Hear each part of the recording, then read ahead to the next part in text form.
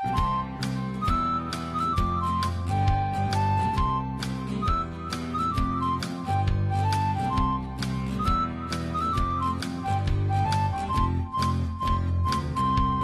the Andy Griffith Show, Facts and Trivia, with your host, Bob Snap.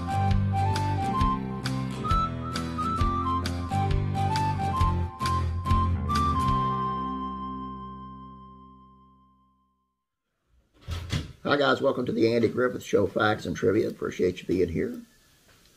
Today's video, somebody was in the comment line and said they liked the bloopers, the mistakes, the screw-ups, whatever you want to call them.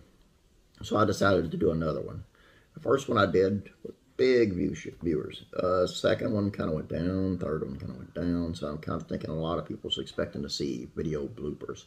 Sorry guys, there's no video bloopers available. They just aren't out there. This is the best I can do. And I hope you enjoy these. Let's take a look.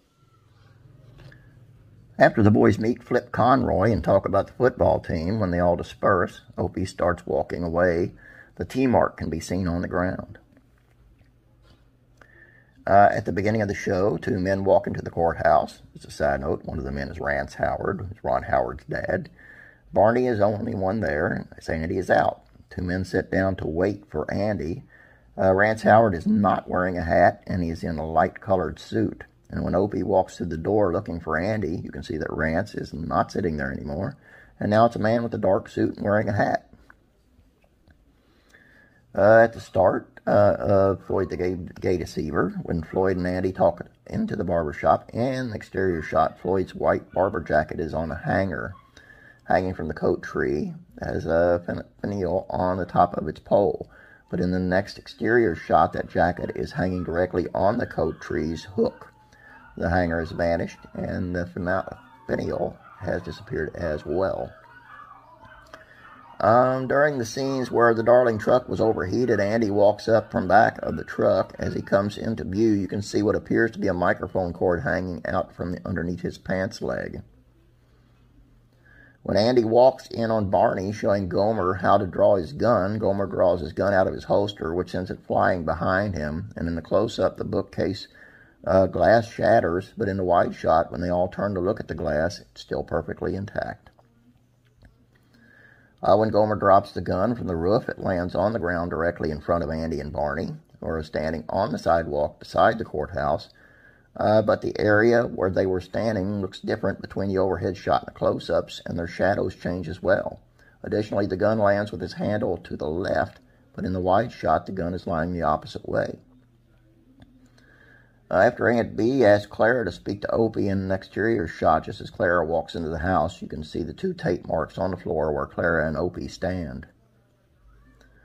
While the Taylors are having dinner and talking about Opie's band, Opie has a filled dinner plate, salad plate, glass of milk, and flatware spread out on the table in front of him, but it disappears in the shots facing Aunt B and Andy.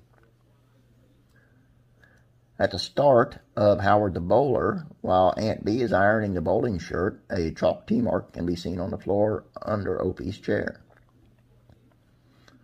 Gomer, the house guest, at the start, when Andy stops at Wally's station, Gomer is telling Jason about his trout bait.